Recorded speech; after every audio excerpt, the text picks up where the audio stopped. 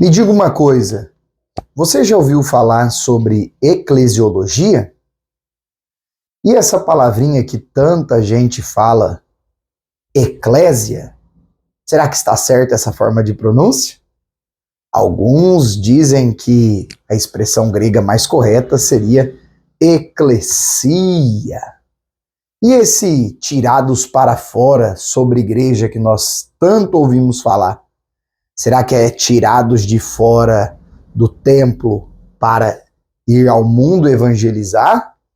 Ou será que é tirados do mundo de pecado para fazer parte da Assembleia dos Santos, do povo de Deus e, consequentemente, termos a prática evangelística? Esses pontos fazem parte do que é a nossa lição de número 12. A igreja tem uma natureza organizacional.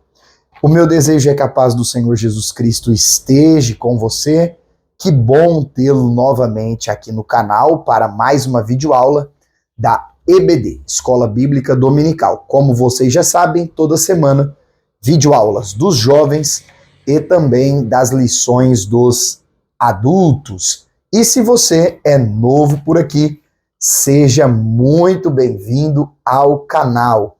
Semanalmente, as videoaulas da Escola Bíblica Dominical com as lições bíblicas da CPAD e também as videoaulas dos cursos teológicos. Já aproveita para se inscrever aí no canal, deixar sempre o seu like, dúvidas, perguntas, comentários, sempre deixe aí abaixo porque é uma alegria conversar e compartilhar o aprendizado com vocês. Pois bem, queridos, vamos refletir. A Bíblia fala muito sobre a questão da igreja. A Assembleia dos Santos, o povo escolhido de Deus. E a nossa lição 12 tem essa proposta de nos mostrar a relevância da Igreja de Jesus Cristo. A relevância de que a igreja ou as igrejas tenham, além do seu organismo vivo, o corpo de Cristo, que também se tenha uma estrutura organizacional. Talvez você diga assim, professor Micael, qual a grande relevância desse assunto nos dias odiernos, atualmente, nesse tempo em que vivemos? Vejam bem, se você der um Google aí agora e pesquisar qual o número de desigrejados, pessoas que se dizem cristãs, pessoas que muitas vezes se dizem evangélicas, todavia não frequentam, e o pior, discordam veementemente, alguns discordam veementemente, daqueles que frequentam igrejas organizacionais. O que muitos destes acreditam? Eu creio em Cristo, o Espírito Santo habita em mim, eu sou igreja, então eu não preciso fazer parte de uma igreja organizacional. E nós temos alguns perigos nessa crença. São milhares e milhares no Brasil e fora do Brasil. Alguns pesquisadores apontam, para que você tenha uma noção, alguns pesquisadores apontam que há mais pessoas fora da igreja que se dizem cristãs e que dizem continuar sendo igreja sem fazer parte de uma organização. Então os pesquisadores dizem há mais deles fora das igrejas organizacionais do que dentro. Em outras palavras, é como se ao juntarmos todo esse pessoal, seja aqui na minha cidade, na sua, em qualquer lugar do Brasil ou do mundo que você esteja assistindo esse vídeo, se todos os desigrejados voltassem a congregar conosco, nenhuma das igrejas caberiam, suportariam, comportariam a quantidade de pessoas. E agora veja, a lição coloca para nós alguns pontos muito claros sobre isso. E se você, porventura, estiver vendo esse vídeo e faz parte desse grupo dos desigrejados, eu quero com muito amor, respeito e carinho, e com a verdade bíblica, chamar você para assistir essa aula. De coração aberto, de mente aberta, quem sabe você pode entender algumas questões importantes. Fique aí no vídeo conosco. Nós temos o texto bíblico de Tito, capítulo 1, versículo 5, onde o apóstolo Paulo fala que deixou o jovem Tito na cidade ou na ilha de Creta para que ele pusesse em boa ordem algumas coisas ali naquela igreja. Além disso, o apóstolo Paulo diz que era missão de Tito, como pastor daquela igreja, estabelecer outros líderes, outros pastores, outros presbíteros. Logo, nós temos uma cidade, nós temos um grupo de cristãos em Creta, e temos agora um líder deste grupo, um pastor deste grupo, um presbítero neste grupo, alguém que vai presidir sobre eles.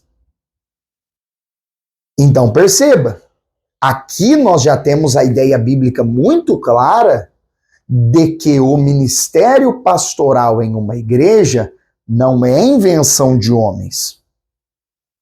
O que Hebreus nos diz? A palavra de Deus estabelece que nós precisamos honrar, obedecer as autoridades que Deus constituiu sobre nós, sejam elas civis ou eclesiásticas. Ah, irmão Micael, mas não é um pastor que pede perdão a Deus por mim, não é um pastor que libera o perdão de Deus, não é um pastor que intercede entre eu e o Pai. Claro que não. A Bíblia diz que há um só mediador entre Deus e os homens, Jesus Cristo. Isso é muito claro.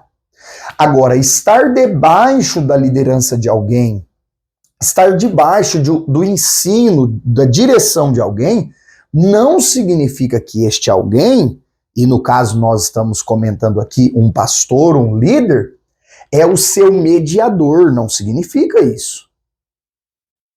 Significa que aquela pessoa vai nos ensinar, vai nos direcionar, quando necessário vai corrigir. E isso é extremamente necessário na vida do cristão. Outro ponto está aí na carta de Tito, capítulo de número 1 ainda, onde o apóstolo Paulo comenta que Tito deveria estabelecer esses outros líderes. Então perceba, nós temos a Bíblia deixando muito clara uma organização na igreja. Aí alguém diz assim, não, irmão, mas a igreja é a noiva de Cristo. Claro que sim. A igreja é a noiva do Cordeiro. Glória a Deus, claro que sim. A igreja é um organismo vivo, ela não depende de 4 paredes para existir. Isso é verdade. Durante muito tempo, quando os governos terrenos perseguiam a igreja, os irmãos se reuniam escondidos. Em alguns países é assim até hoje. A igreja perseguida, principalmente na janela 10x40. Agora, não é porque houve um tempo ou há alguns países que impedem dos irmãos se reunirem que esta é a regra. A exceção nunca foi um ponto de sabedoria. A exceção, o nome já diz, não é a regra. Nós vamos ver também aqui na nossa lição, e se você quiser, você deve sempre grifar, fazer as suas anotações aí, aqui no segundo tópico sobre a institucionalidade da igreja, nós precisamos deixar claro para os irmãos, o fato de uma igreja ter um prédio, o fato de uma igreja ter um CNPJ, uma inscrição civil, uma inscrição aí em cartório, o fato de uma igreja ter um líder, o fato de uma igreja ter um setor financeiro, administrativo que cuida e que presta conta, não anula o fato dela ser organismo vivo, o corpo de Cristo. Não anula. Aí alguém diz, não, se a igreja é um organismo, não pode ser organização. Irmãos, crescimento exige organização. O crescimento exigiu da Igreja Apostólica de Atos que eles se organizassem. Afinal de contas, você deve lembrar que os discípulos continuaram indo ao templo e chegou um ponto que o ir ao templo não era mais tão útil para a pregação do evangelho, e sim para a perseguição. A perseguição dos judeus ali, descrita em Atos capítulo 7, em que Estevão é morto apedrejado, por exemplo. Então, nós precisamos enxergar que no período apostólico a igreja começa a se espalhar, começa a crescer de forma estonteante, de forma poderosa no mundo, em várias cidades, países e até continentes, e assim a organização foi uma consequência. E a organização, ela ajuda, é claro, que deve ser bem organizada. É claro que até mesmo a organização estrutural de uma igreja precisa ser feita com temor e reverência a Deus. Nós não estamos negando isso. Ah, irmão, mas eu conheci uma igreja, eu conheci um lugar totalmente desestruturado, totalmente sem padrão, totalmente assim, cada um faz o que quer, não tem um acompanhamento, não tem supervisão de nada. Querido, entenda, você infelizmente teve uma experiência ruim.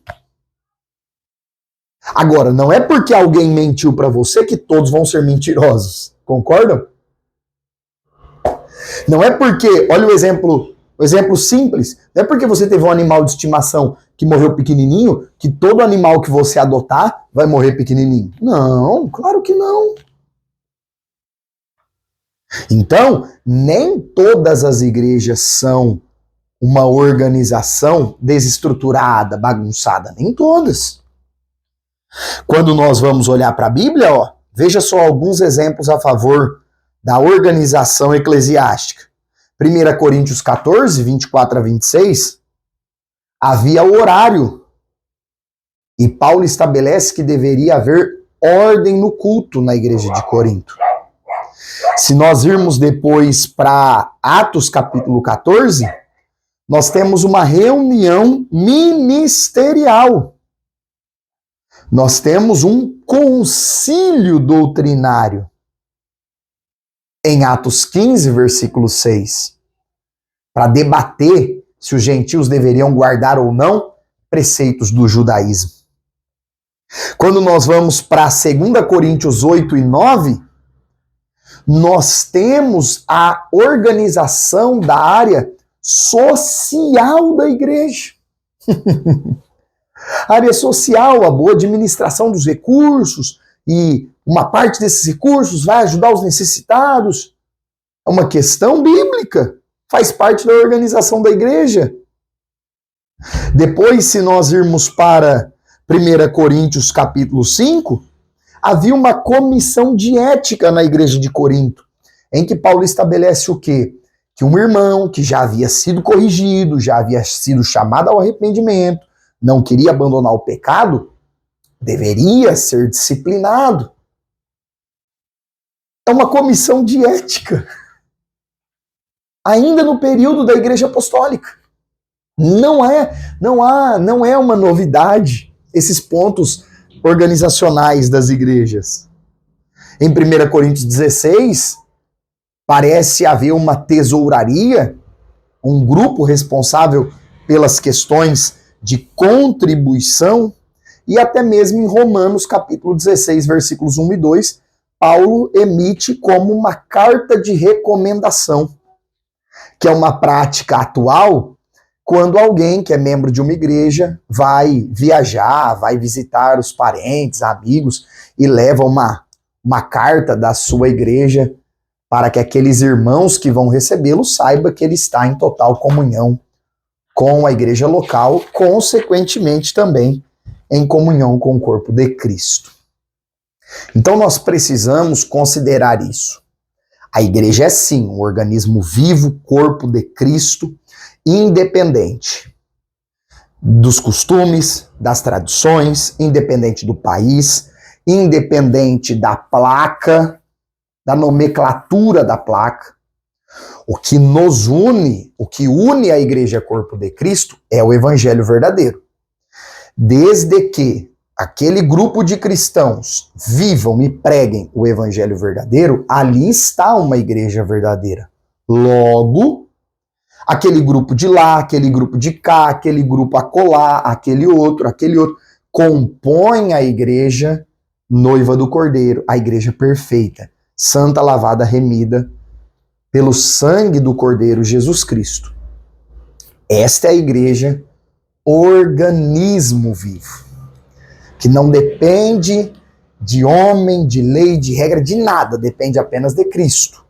Agora, o fato da igreja ser esse organismo não anula que ela pode ser uma organização abençoada, a fim de que tudo caminhe plenamente, a fim de que tudo seja estabelecido, organizado, cada um cumprindo a sua vocação, cada um cumprindo o seu chamado, cada pessoa na área que Deus a chamou, que Deus estabeleceu, que Deus direcionou, e assim, uns aos outros, nós vamos ensinando, corrigindo, aprendendo, melhorando para o crescimento do reino de Deus, a propagação do evangelho e que mais almas vão sendo alcançadas para a glória do nome de Jesus Cristo.